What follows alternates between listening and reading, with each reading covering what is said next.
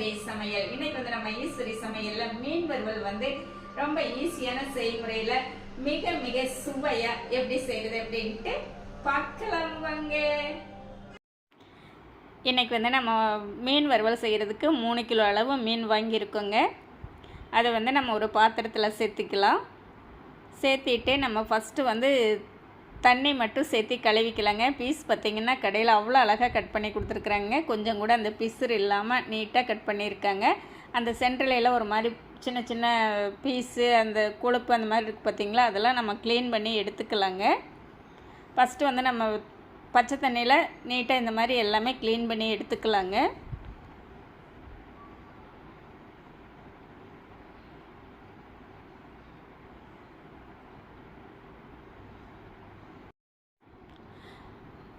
அடுத்து வந்து மஞ்சத்தூளும் உப்பும் சேர்த்து ஒரு 2-3 டைம் நல்லா கழுவி எடுத்துகிட்டு வந்துடலாங்க.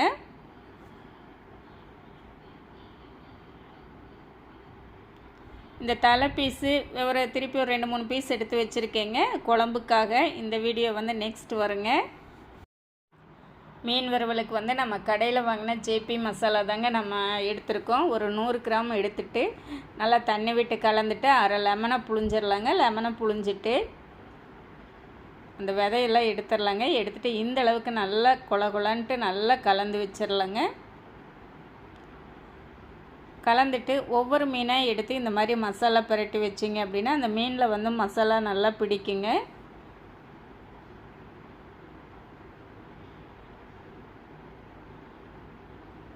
இந்த மாதிரி கலந்துட்டு எடுத்து நம்ம வாழலையில் வந்து அப்படியே 1 by 1 வச்சுக்கலாங்க. நம்ம வாழலையில் வச்சுட்டோம் அப்படின்னா நம்மளுக்கு பாத்திரங்கள் வர வேலை மிச்சுங்க. வேலையெல்லாம் முடிஞ்சதுக்கப்புறம் வாழலை வந்து அப்படியே தூக்கி போட்டுக்கலாம். ஹெல்த் வைஸும் நம்ம யூஸ் பண்ணுறதுக்கு ரொம்ப நல்லாயிருக்கும். சரிங்களா?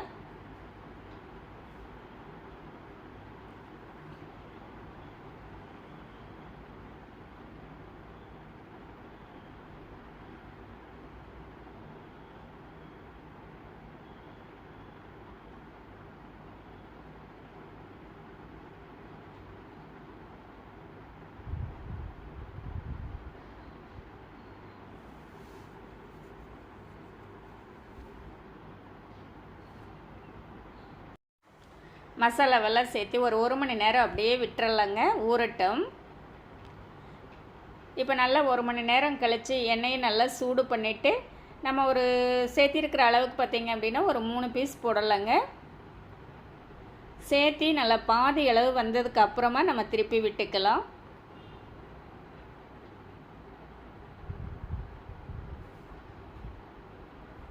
இப்போ ஒரு சைடு நல்லா வெந்துடுச்சுங்க. இப்போ அடுத்த சைடும் நம்ம திருப்பி விட்டுக்கலாம்.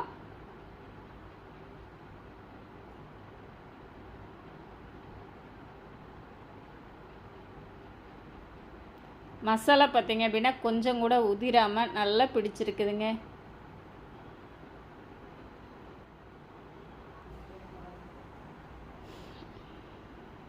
இப்போ மீன் வந்து நல்லாவே ரெடி ஆகிடுச்சுங்க. நம்ம எடுத்துக்கலாம். பார்த்தாலே நல்லா உங்களுக்கு தெரியும், நல்லா கிறிஸ்பியாக நல்லா வந்திருக்கு பார்த்தீங்களா. இப்போ இந்த டைமில் வந்து நம்ம எடுத்துக்கலாங்க. பார்க்குறதுக்கே சூப்பராக இருக்குதுங்க. எடுத்து இதுவும் அப்படியே ஒரு வாழையில வச்சிட்டோம் அப்படின்னா நம்மளுக்கு ஈஸியாக இருக்குங்க எடுக்கிறதுக்கு. இதே மாதிரி மீதி இருக்கிற மீன் எல்லாமே நம்ம பொரிச்சு எடுத்துக்கலாங்க. இப்போ வந்து பார்த்திங்க அப்படின்னா நம்மளுக்கு எல்லா மீனும் பொரிச்சு எடுத்ததுக்கப்புறம் பாருங்கள், மீன் வறுவல் வந்து ஜம்முன்னு ரெடிங்க. எனக்கு நான் செஞ்ச இந்த ரெசிபி வந்து உங்களுக்கு ரொம்பவே பிடிச்சிருக்கும்னு நினைக்கிறேன். இந்த மெத்தடில் நீங்களே செஞ்சு பார்த்துட்டு எப்படி இருக்குன்ட்டு கமெண்ட் பண்ணுங்கள். பிடிச்சிருந்தா லைக் பண்ணி ஷேர் பண்ணுங்கள். நம்ம ஈஸ்வரி சமையலை சப்ஸ்கிரைப் பண்ணி வச்சுக்கோங்க. இனி ஒரு நல்ல வீடியோவில் பார்க்கலாங்க. Bye by.